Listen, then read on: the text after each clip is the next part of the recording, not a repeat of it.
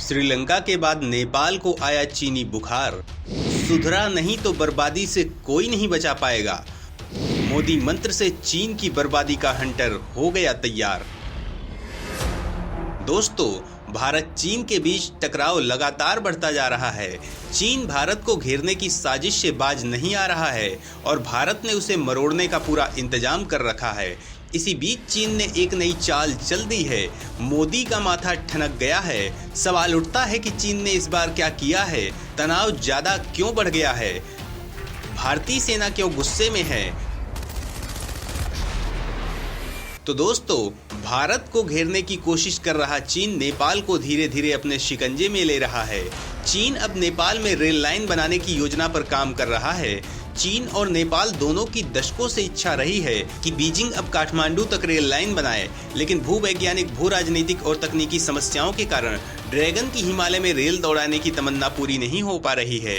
चीन और नेपाल के बीच अब केवल 121 किलोमीटर रेल लाइन बनाई जानी है, लेकिन यह ड्रैगन और काठमांडू दोनों के लिए आसान नहीं होने जा रहा है। यही नहीं, यह भी डर सता रहा है कि नेपाल इस रेल लाइन के बनने पर श्रीलंका की तरह से कर्ज के जाल में बुरी तरह से फंस सकता है। उधर चीन अगर हिमालय को पार करके यह कारनामा कर दिखाता है तो उसके लिए एक बड़ी सफलता होगी। चीन के विदेश मंत्री वांग यी ने नेपाल के विदेश मंत्री के साथ मुलाकात में इस रेलवे लाइन के निर्माण के औचित्य का अध्ययन कराने की मंजूरी दे दी थी।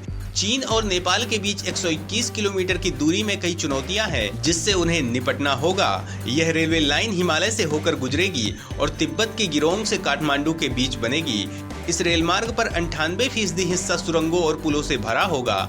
साथ ही इस पूरे इलाके में जटिल भौगोलिक स्थितियों और संरक्षित क्षेत्रों का ध्यान रखना होगा। सवाल उठता है कि इस रेल लाइन को बनाने में कितना खर्च आएगा और कौन कौन सी चुनौतियां खड़ी हो सकती हैं। तो दोस्तों, चीन और नेपाल की चुनौती यहीं पर खत्म होने नहीं जा रही है। यह पूरा इलाका भूकंप के लिहाज से दुनिया के सबसे ज्यादा सक्रिय क्षेत्रों में आता है। चीन अगर यहाँ ट्रेन चलाने के लिए रेल लाइन बनाना चाहता है तो उसे निर्माण के दौरान भूकंप के साथ भूस्खलन, चट्टानों के गिरने, उच्च जमीनी तापमान और जल क्षरण जैसी चुनौतियों से निपटना होगा। इसके अलावा जलवायु परिवर्तन भी चीन के लिए बड़ी चुनौती बनने जा रहा है।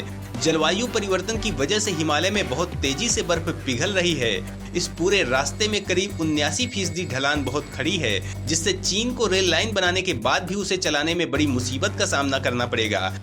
इसके अलावा चीन को बेहद गरीब देश नेपाल तक ट्रेन चलाने के लिए अपना खजाना खोलना पड़ेगा। ड्रैगन को 1 किलोमीटर रेल लाइन बनाने के लिए 3 करोड़ अमेरिकी डॉलर खर्च करना पड़ेगा।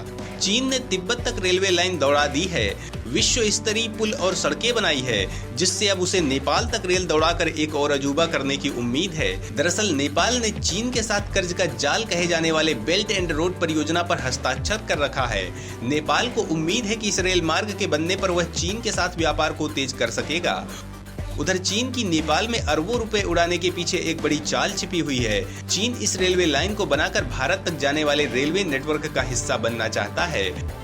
चीन को उम्मीद है कि नेपाल तक रेलवे लाइन बनाकर वह न केवल नेपाल बल्कि उत्तरी भारत तक अपने सामानों को पहुंचा सकेगा। चीन दुनिया की फैक्ट्री कहा जाता है और बड़े पैमानों पर वह सामानों का निर्यात भारत को करता है।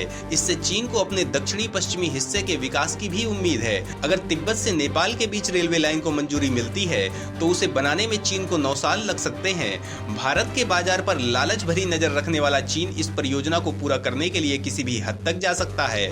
हालांकि अगर पूरी परियोजना का खर्च नेपाल पर लादा जाता है तो काठमांडू की हालत श्रीलंका जैसी हो सकती है और वह कर्ज के जाल में फंस सकता है। नेपाल अभी चीन से कर्ज लेने में फूंक फूंक कर कदम रख रहा है। दोस्तों, भारत धीरे धीरे अपनी जरूरतों के लिए नए विकल्पों पर काम कर रहा है। वहीं भारत के सारे पड़ोसी देशों को जाल में फंसाने से नाराज मोदी ने चीन को तगड़ा झटका दे दिया है। इसके बाद से चीन की हालत पतली हो गई है, उसका सारा गुरूर उतर गया है। सवाल उठता है कि भारत ने ऐसा क्या किया है, किस बात पर चीन परेशान हुआ जा रहा है। दोस्तों, इस बारे में हम आपको आगे बताने जा रहे हैं, तो ध्यान से देखिए। ताइवान के बहाने ड्रैगन को कुचल देगा सुपर पावर। मोदी के वार से चीन की हेकड़ी हो गई गायब। दोस्तों, चीन वन चाइना पॉलिसी को लेकर अपने साम्राज्य को बढ़ा रहा है। सवाल उठता है कि वन चाइना पॉलिसी क्या है?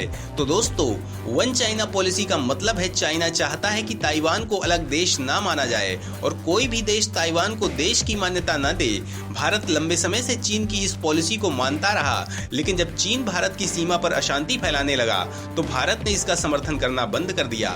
लंबे समय से भारत ने इस पर कुछ नहीं कहा। वहीं कुछ दिन पहले भारत के विदेश मंत्री एस जयशंकर ने ऐलान कर दिया कि अगर चीन भारत की सीमाओं का सम्मान नहीं करेगा तो भारत भी उसकी सीमाओं का सम्मान नहीं करेगा और उसके लिए अपनी नीतियों में बदलाव भी करेगा। दोस्तों, इसके बाद भारत एक्शन में आ गया। भारत ने ताइवान का समर्थन करना शुरू कर दिया है। इतना ही नहीं, भारत और अमेरिका मिलकर चीन को सबक सिखा रहे हैं। तो दोस्तों, भारत और अमेरिका की सेना इस साल अक्टूबर में वास्तविक नियंत्रण रेखा के करीब एक संयुक्त सैन्य अभ्यास करने वाली है। इस अभ्यास की खबर से ही चीन लाल पीला हो रहा है।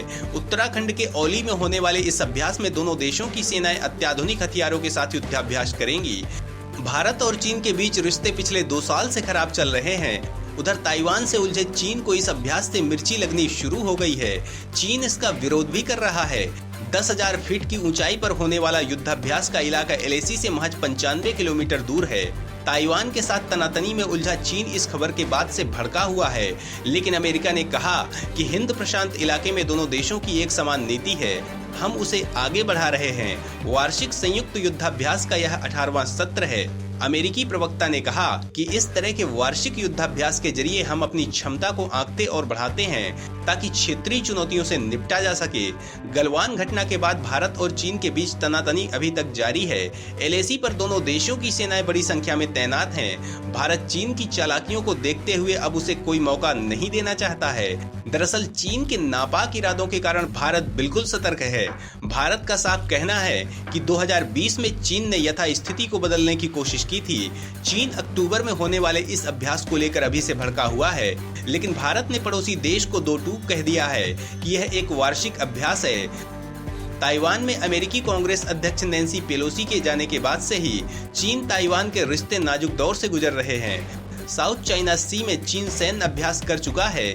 इसके अलावा लगभग हर रोज उसके युद्धक विमान ताइवान की सीमा का उल्लंघन कर रहे हैं। इधर अमेरिका का भारत के साथ सैन्य अभ्यास चीन के लिए मुसीबत पैदा करने वाला है। ताइवान के साथ अमेरिका मजबूती से डटा हुआ है। वहीं चीन के लिए एक और कलेजा चीरने वाली खबर है। सवाल उठता है कि आखिर वो कौन सी खबर है? तो दोस्तों, अमेरिका ताइवान को चीन से बचाने के लिए उसे सैन्य सहायता देने का प्लान बना रहा है। इसके लिए बाइडेन प्रशासन ने $1.1 बिलियन के हथियारों की बिक्री को मंजूरी देने की बात कही है। इसी महीने अमेरिकी हाउस स्पीकर नैन्सी पेलोसी की ताइवान की यात्रा के बाद चीन ने लोकतांत्रिक रूप से शासित द्वीप पर खतरनाक सैन्य अभ्यास किया।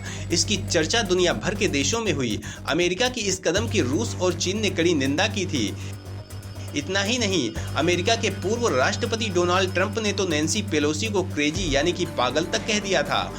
दोस्तों, अमेरिका के इस कदम से चीन कितना बेचैन है, इसका अंदाजा चीन के इस बयान से हो जाता है, जिसमें उसने कहा है कि अमेरिका जानबूझकर ताइवान में अपने प्रतिनिधियों को भेज रहा है ताकि चीन को भड़काया जा सके। इससे एशियाई क्षेत्र में भारी उथल-पुथल हो सकती है। वहीं बीजिंग ने द्वीप को अपने नियंत्रण में लेने के लिए बल प्रयोग से इनकार नहीं किया है। हालांकि चीन ने ताइवान के नियंत्रण वाले द्वीपों के बहुत करीब जाकर ताइवान को मिलिट्री ड्रोन से धमकी देने की शिकायतों को सिरे से खारिज कर दिया है। वह इसलिए क्योंकि ताइवान ने चीन के इस मिलिट्री ड्रिलिंग को चोर वाला काम कहकर इसे वायरल करने का प्रयास किया था। वहीं राइटर के मुताबिक अमेरिका के बाइडेन प्रशासन और अन्य अमेरिकी सांसदों ने ताइपे के लिए अपना समर्थन दिया है। इसके तहत ताइवान को अमेरिकी सहायता की घोषणा आने वाले हफ्तों या महीनों में दी जाने की बात कही थी। सूत्रों की माने तो अमेरिका ताइवान को चीन के खिलाफ समर्थन देने का मन बना चुका है। वह अपना पूरा ध्यान ताइवान को सैन्य सहायता देकर उसे सशक्त करने पर लगा रहा है। चीन के साथ अमेरिका की कड़वाहट तो जग जाहिर है और इसकी संवेदनशीलता को देखते हुए अमेरिका किसी भी तरीके से ताइपे को सहायता देने के प्रयासों में जुटा हुआ है। तो दोस्तों, चीन की तगड़ी घेराबंदी हो चुकी है।